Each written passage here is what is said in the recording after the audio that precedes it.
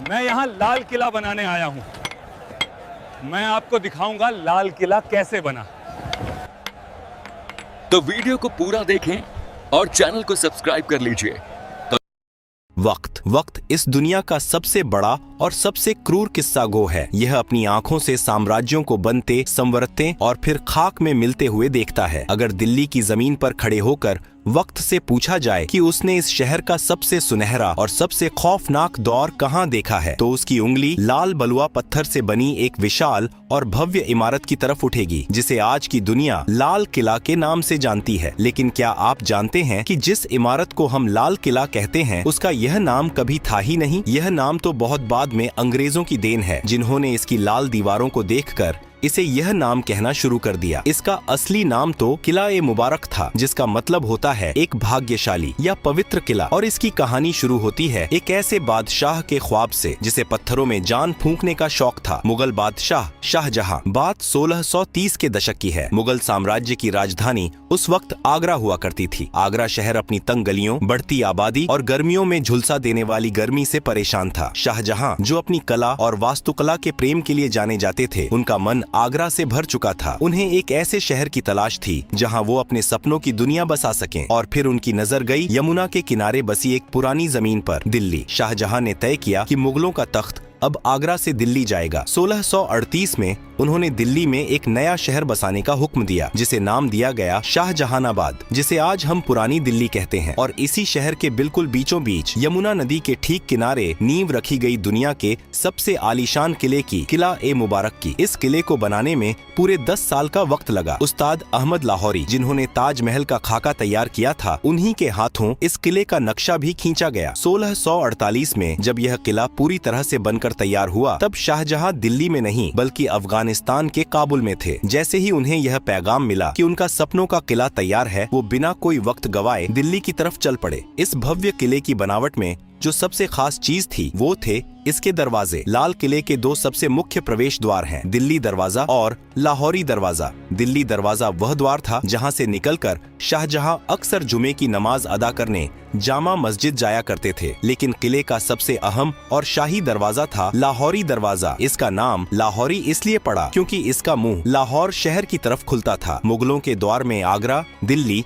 और लाहौर, ये तीनों शहर सत्ता के सबसे बड़े केंद्र थे। लेकिन आज जब आप लाहौरी दरवाजे को चांदनी चौक की तरफ से देखते हैं, तो आपको दरवाजा सीधा नजर नहीं आता, बल्कि उसके आगे एक बड़ी सी दीवार नजर आती है। यह दीवार शाहजहां ने नहीं बनवाई थी, इसे बनवाया था उनके बेटे और मुगल बादशाह औरंगजेब ने। औरंगजेब को लगता था कि लाहौरी दरवाजे से बाहर खड़े होकर कोई भी आसानी से किले के अंदर की हलचल, यहाँ तक कि दीवान ए आम को देख सकता है। किले की सुरक्षा को बढ़ाने के लिए उसने दरवाजे के ठीक आगे एक घुमावदार दीवार खड़ी कर दी। उस वक्त शाहजहां अपने ही बेटे औरंगजेब द्वारा आगरा के किले में कैद थे। जब उन्हें पता चला कि औरंगजेब ने लाहौरी दरवाजे के आगे दीवार खड़ी कर दी है, तो उन्होंने भारी मन से औरंगजेब को एक खत लिखा था। उस खत में शाहजहां के अल्फाज कुछ यूं थे: बेटे, तुमने यह दीवार खड़ी करके किले को सुरक्षित नहीं किया है, बल्कि तुमने किले रूपी दुल्हन के चेहरे पर घूंघट डाल दिया है। इसी वजह से इतिहास में इस दीवार को घूंघट वाली दीवार भी कहा जाता है। विडंबना देखिए, जिस दीवार को एक मुगल बादशाह ने सुरक्षा के लिए बनवाया था, उसी दीवार की प्राचीर से आजादी के बाद 15 अगस्त 1947 को आजाद भारत के पहले प्रधानमंत्री पंडित जवाहरलाल नेहरू ने पहली बार तिरंगा फहराया था। जैसे ही आप लाहौरी दरवाजे से किले के अंदर कदम रखते हैं, आपके सामने मुगलों का एक अलग ही संसार खुल जाता है। अंदर जाते ही जो सबसे पहली जगह आती है, वह है छत्ता बाजार, जिसे मीना बाजार भी कहा जाता है। शाहजहां ने यह बाजार खास तौर पर अपनी बेगमों और शाही परिवार की औरतों के लिए बनवाया था। अरब, फारस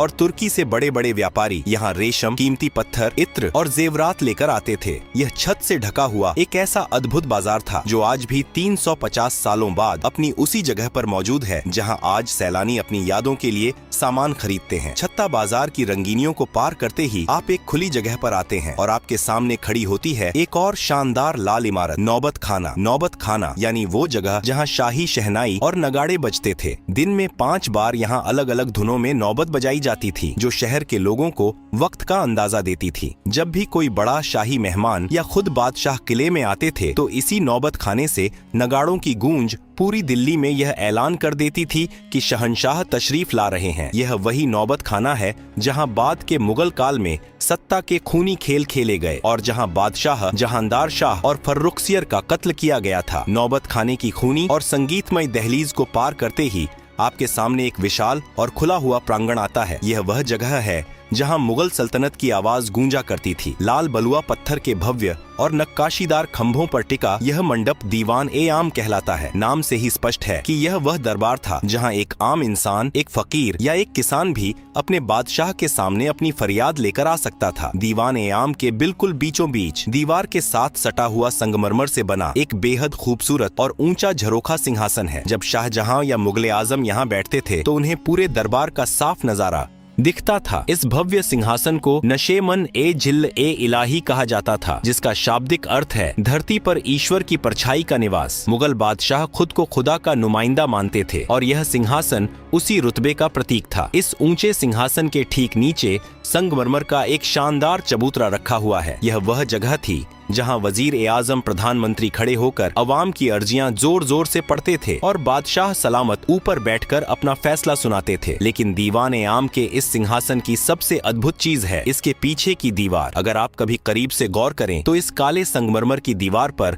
रंग बिरंगे कीमती पत्थरों को तराश कर बनाई गई एक ऐसी चित्रकारी है जिसकी मिसाल उस दौर में पूरी दुनिया में नहीं मिलती थी। पत्थरों के अंदर पत्थर जड़ने की इस नायाब कला को परचिनकारी कहा जाता है। इस बेमिसाल नक्काशी को एक मशहूर विदेशी कलाकार ने अपने हाथों से उकेरा था। इस दीवार पर पक्षियों, फूलों और यूनानी देवता की आकृतियाँ इतनी सजीव हैं कि लगता है जैसे पत्थर अब भी बोल पड़ेंगे। दीवान ए आम की इस आम दुनिया से निकलकर जब हम किले के और अंदरूनी हिस्सों की तरफ बढ़ते हैं तो वास्तुकला पूरी तरह बदल जाती है। लाल पत्थरों की जगह अब सफेद चमकता हुआ संगमरमर ले लेता है। यह मुगल साम्राज्य का सबसे सुरक्षित और खास इलाका था। दीवान ए खास, जैसा कि नाम से ही जाहिर है, यह बादशाह का वह निजी और शाही दरबार था जहां अवाम को आने की इजाजत नहीं थी। यहाँ केवल बादशाह के सबसे खास मंत्री, अमीर उमरा, रणनीतिकार, सेनापति और विदेशी मेहमान ही कदम रख सकते थे। दीवान ए खास की भव्यता का अंदाजा आप इस बात से लगा सकते हैं कि किसी जमाने में इस पूरे महल की छत लकड़ी या पत्थर की नहीं बल्कि ठोस चांदी की बनी हुई थी। इसकी सफेद संगमरमर की दीवारों पर सोने का पानी चढ़ा था और फूल पत्तियों की बनावट में असली माणिक, नीलम, पन्ना और पुखराज जैसे बेशकीमती रत्न जड़े हुए थे। आज वहाँ दीवारों पर केवल वो खाली निशान और गड्ढे बचे हैं जिन्हें बाद में लुटेरों ने खुरच कर निकाल लिया था। इसी दीवान ए खास के बिल्कुल बीचों बीच रखा जाता था दुनिया का सबसे महंगा, सबसे आलीशान और सबसे चर्चित सिंहासन, तख्त ए ताउस, जिसे दुनिया मयूर सिंहासन के नाम से जानती है। यह सिर्फ बैठने की जगह नहीं थी, यह मुगलों की अकूत दौलत का सबसे बड़ा सबूत था। शुद्ध सोने, चांदी और अनगिनत हीरे जवाहरात से बनी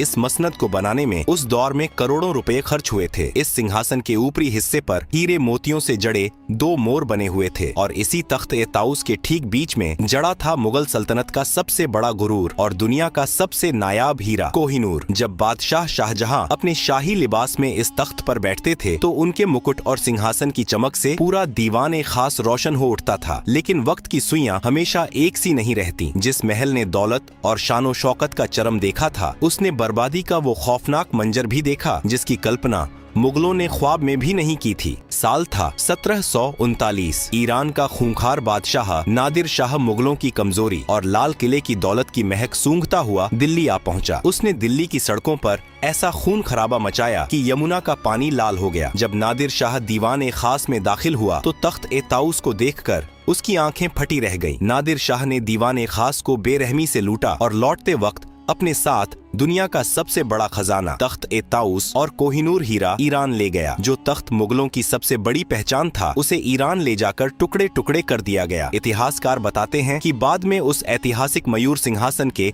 एक टूटे हुए निचले हिस्से को ईरान के तेहरान के एक संग्रहालय में आखिरी बार देखा गया था। दीवान ए खास की दौलत भले ही लुट गई हो, चांदी की छतें उखड़ गई हों और कोहिनूर छीन लिया गया हो, लेकिन इसकी दीवारों पर उकेरी गई कुछ लाइनें आज भी इसकी खोई हुई जन्नत की गवाही देती हैं। दीवान ए खास के मेहराबों पर फारसी भाषा में वे मशहूर पंक्तियां आज भी मौजूद हैं, जिन्हें महान सूफी संत और कवि अमीर खुसरो ने कभी कश्मीर के लिए कहा था, लेकिन शाहजहां को वे इतनी पसंद आईं कि उन्होंने इसे अपने इस महल में लिखवा दिया। अगर फिरदौस बर रुए जमी अस्त हमी अस्तो हमी अस्तो हमी अस्त, अर्थात अगर इस धरती पर कहीं स्वर्ग है तो वो यही है और बस यही है। भले ही आज वो कोहिनूर जड़ा तख्त ना रहा हो, लेकिन जब आप उन सफेद संगमरमर के मेहराबों के बीच खड़े होकर इन लाइनों को पढ़ते हैं तो एक पल के लिए आप मुगलों के उस वैभवशाली दौर में पहुंच जाते हैं जहां सचमुच धरती का स्वर्ग इसी लाल किले के अंदर बसता था। दीवान ए खास की उस जन्नती और चकाचौंध से भरी दुनिया से जब हम लाल किले के और भी अंदरूनी और नितांत निजी हिस्सों की तरफ बढ़ते हैं तो वास्तुकला एक अलग ही रंग में रंग जाती है। इस्लामिक वास्तुकला में जन्नत का तस्वुर बिना बहते हुए पानी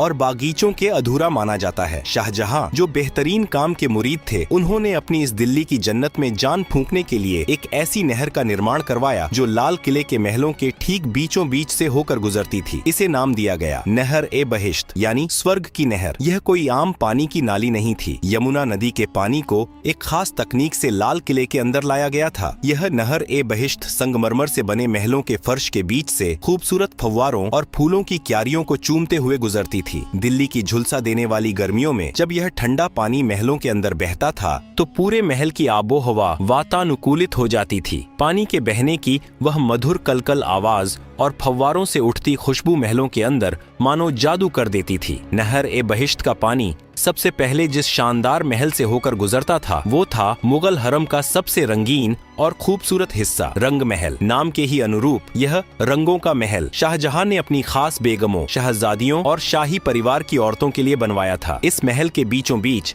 संगमरमर का एक बेहद खूबसूरत कमल के आकार का फव्वारा था, जिसमें जब नहर ए बहिश्त का पानी गिरता था तो वह किसी खिले हुए फूल सा लगता था। रंग महल की छतों और दीवारों पर शीशे और बेशकीमती पत्थर इस तरह जड़े गए थे कि रात के वक्त जब यहाँ मोमबत्तियां जलाई जाती थीं, तो पूरा महल तारों भरे आसमान की तरह झिलमिला उठता था। लेकिन वक्त का सितम देखिए, जिस रंग महल में कभी मुगल शहजादियों की पायलों की झंकार गूंजती थी और इत्र की महक हवाओं में तैरती थी, 1857 के गदर के बाद जब अंग्रेजों ने लाल किले पर कब्जा किया तो उन्होंने इस नायाब महल को अपनी सेना की रसोई में तब्दील कर दिया। उन क्रूर सैनिकों ने दीवारों पर जड़े सारे कीमती पत्थर और शीशे खुरच कर निकाल लिए और उस जन्नती महल की दीवारों को धुएं से काला कर दिया। रंग महल के ठीक बगल में एक और शानदार इमारत खड़ी है जिसका नाम है मुमताज महल। शाहजहां ने इस महल का नाम अपनी सबसे महबूब बेगम मुमताज महल की याद में रखा था, जिनकी मौत इस किले के बनने से कई साल पहले ही हो चुकी थी। मुमताज महल भी शाही औरतों का ही निवास स्थान था। यहाँ की निजता इतनी सख्त थी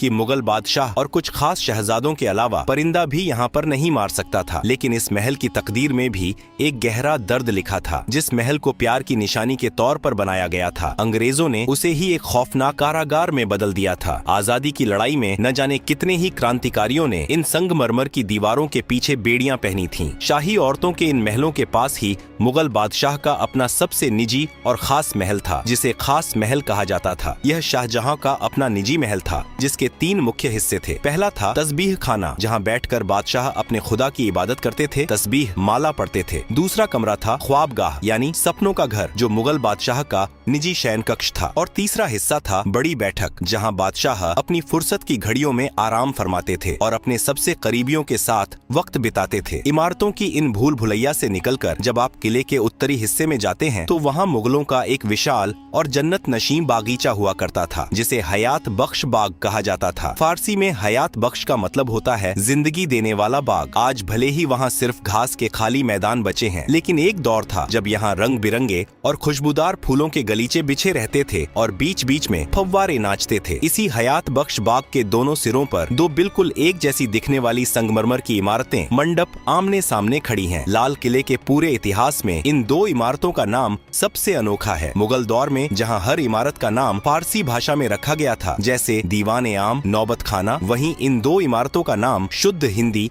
या हिंदुस्तानी महीनों के नाम पर रखा गया, सावन और भादो। क्या आप जानते हैं कि इनका यह नाम क्यों पड़ा? मुगलों को बारिश के मौसम से बेइंतहा मोहब्बत थी। सावन और भादो मानसून के वो 2 महीने हैं जब भारत में झमाझम बारिश होती है। इन दोनों मंडपों के अंदर एक ऐसा जादुई जल प्रणाली बनाया गया था कि जब नहर का पानी छत से होकर नीचे गिरता था तो ऐसा लगता था मानो सावन और भादों की मूसलाधार बारिश हो रही हो। जब असली बारिश नहीं होती थी तब भी शाही परिवार के लोग सावन और भादों के मंडप में बैठकर कृत्रिम बारिश का लुत्फ उठाते हुए जन्नत का एहसास करते थे। सावन और भादों के उन हसीन और रोमानी मंडपों से जब हम आगे बढ़ते हैं तो लाल किले की दास्तान अपने सबसे दर्दनाक और आखिरी पड़ाव पर पहुंच जाती है। हयात बख्श बाग के ही पास पानी के एक छोटे से तालाब के बीचों बीच लाल बलुआ पत्थर से बना एक छोटा सा महल खड़ा है, जफर महल। यह कोई आम इमारत नहीं है, यह मुगल सल्तनत के बुझते हुए चिराग की आखिरी लौ थी। इस महल को मुगलों के आखिरी बादशाह बहादुर शाह जफर ने साल 1842 में बनवाया था। लाल किले के लगभग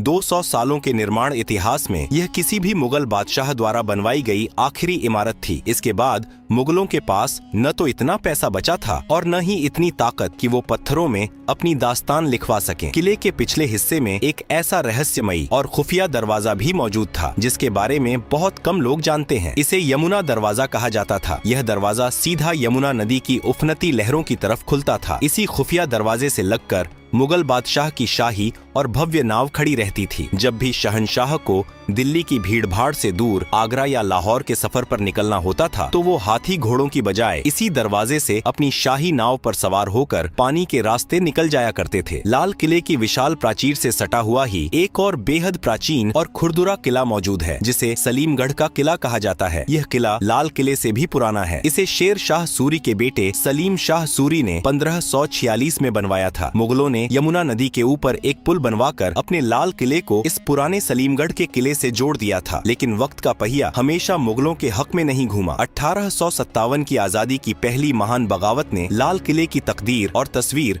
दोनों को हमेशा के लिए बदल कर रख दिया। जब अंग्रेजों ने आखिरकार दिल्ली और इस किले पर कब्जा किया तो उन्होंने इसकी मुगल रूह को ही छलनी कर दिया। लाल किले के अंदर एक बेहद खूबसूरत और तिलिस्मी बाग हुआ करता था, मेहताब बाग, जिसका मतलब होता है चांदनी रात का बागीचा। अंग्रेजों ने अपनी नफरत में इस हसीन बागीचे को बेरहमी से उजाड़ दिया। फूलों और फव्वारों की जगह उन्होंने अपनी फौज के रहने के लिए भद्दी लाल ईंटों वाली नीरस इमारतें खड़ी कर दी। इन इमारतों को सैनिक कक्ष कहा जाता है। आज जब आप लाल किले में मुगल वास्तुकला की बारीक और रेशमी नक्काशी के ठीक सामने अंग्रेजों की बनाई इन चौकोर अंग्रेजी वास्तुकला की इमारतों को देखते हैं तो दोनों के बीच का अंतर चीख चीख कर मुगलों के पतन और अंग्रेजों के जुल्म की गवाही देता है। अंग्रेजों ने लाल किले के लगभग 80% शाही महलों और बागीचों को नष्ट कर दिया था, लेकिन लाल किले के इतिहास का सबसे स्याह और रुला देने वाला दिन वह था जब इसी किले के अंदर, जहां कभी मुगल बादशाहों का एक इशारा पूरी दुनिया का कानून हुआ करता था, वहीं भारत के आखिरी बादशाह बहादुर शाह जफर को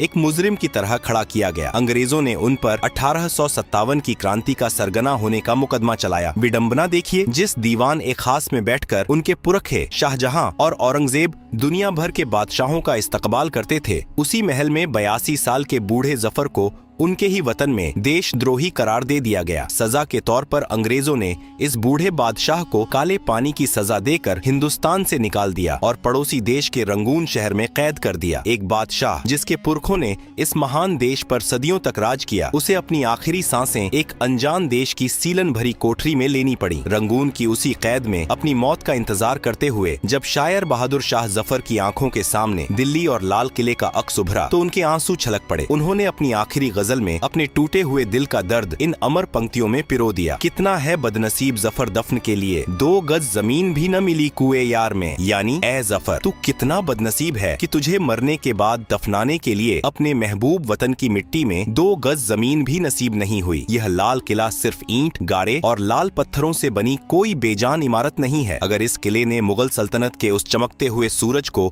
आसमान की बुलंदियों को छूते देखा है तो इसने उसी सूरज को अपनी ही आंखों के सामने बेबस होकर डूबते हुए भी देखा है। सत्ता के खूनी संघर्षों से लेकर नादिर शाह की लूट और आजादी की लड़ाई तक लाल किला न जाने कितने तूफानों का इकलौता और खामोश गवाह है। इसके इसी ऐतिहासिक और सांस्कृतिक महत्व को पूरी दुनिया के सामने झुककर सलाम करने के लिए साल 2007 में अंतर्राष्ट्रीय धरोहर संस्था ने इसे विश्व धरोहर स्थल घोषित कर दिया। आज जब हम 15 अगस्त को इस किले की प्राचीर पर आजाद भारत का तिरंगा शान से लहराते हुए देखते हैं तो उन लाल दीवारों में दफन इतिहास की अनगिनत कहानियां खामोशी से हमें देख रही होती हैं और मानो कह रही होती हैं, वक्त से बड़ा